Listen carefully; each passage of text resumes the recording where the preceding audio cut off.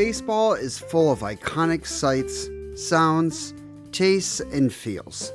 Like take me out to the ball game, and the taste of a ballpark hot dog. Or maybe the crack of the bat and the roar of the crowd. But few things in baseball provide nostalgia more abundantly than a worn leather baseball glove, and the pop it makes when it catches a baseball. Gloves have been a fundamental part of baseball as long as any of us can remember, and have remained relatively unchanged for most of living memory. Have you ever wondered where baseball gloves came from? How they've evolved to become such an essential part of the game? Welcome back to The Bad Baseball Fan. Let's dive into the history of baseball gloves.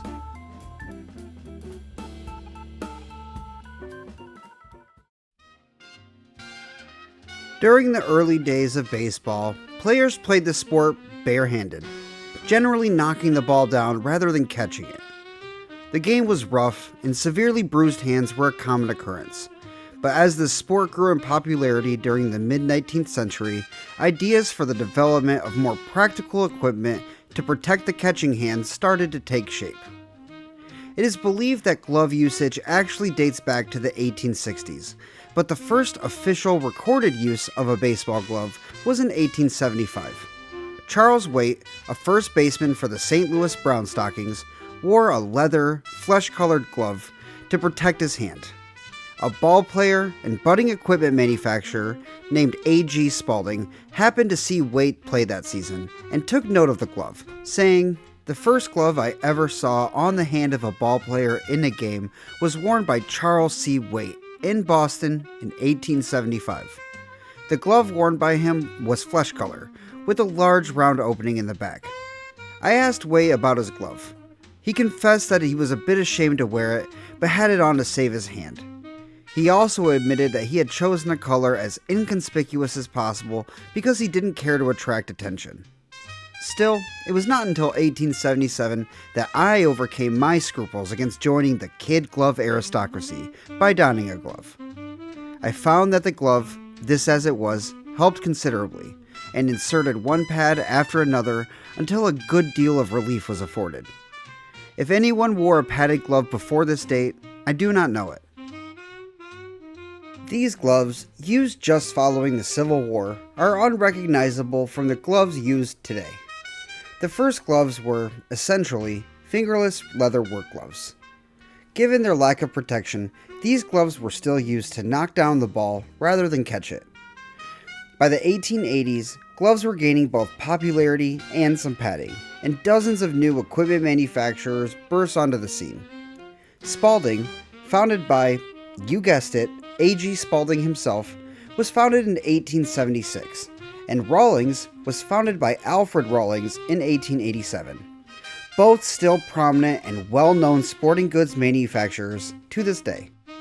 As I just mentioned, these early fielding gloves were essentially fingerless leather work gloves, as seen here. This style of glove lasted for 30 or so years, remaining relatively unchanged until 1901. As the 19th century rolled into the 20th, equipment manufacturers began to experiment with webbing on the gloves and the addition of full fingers. The first webs consisted of one half-inch to 1-inch thick piece of leather that connected the fingers of the glove together, making it easier to catch balls. It's important to point out that these webs were made of one piece of leather that stiffly connected the thumb and index finger. It's widely believed that this development of webbing and thicker padding, which made the gloves sizably larger, led to the significant statistical decrease in errors that was seen during the early 20th century. John Snell of the Society for American Baseball Research postulates that this was the true birth of the baseball glove, as this is when it transformed into the recognizable icon we know today. It should be noted that both first base and catcher's mitts have their own unique timeline of evolution, as rather than knocking the ball down, these were developed specifically for catching the ball. The next major development for baseball gloves occurred in 1919, thanks to Cardinals pitcher Bill Doak, who proposed to Rawlings that a larger, adjustable laced web be placed between the first finger and the thumb in order to create the deep, pocket-like area that would be more familiar to today's ballplayers. This helped Rawlings burst onto the scene, considered by many to this day to be the premier glove-making company. Following this pivotal point in the evolution of baseball gloves, the baseline for what a baseball glove should be had been established. Glove manufacturers spent the next few decades refining the pocket, making it deeper and more hinged to allow for eased catching of the baseball. As the pocket developed and players started to use it more and more for catching, the length of the glove started to increase as well, to compensate and allow for these larger pockets. In 1957, the equipment manufacturing company Wilson, founded by Thomas E. Wilson in 1915, introduced their A2000 glove. This glove gave us the modern version of the baseball glove. It featured a snap-action heel, allowing the fielder's thumb to close over the fingers to trap the ball safely in the glove. The A2000 is still a premier model of glove to this day. The popularity of this glove established Wilson snugly alongside Rawlings as a premier glove manufacturer. Their design was so efficient that gloves have changed very little in terms of design since then.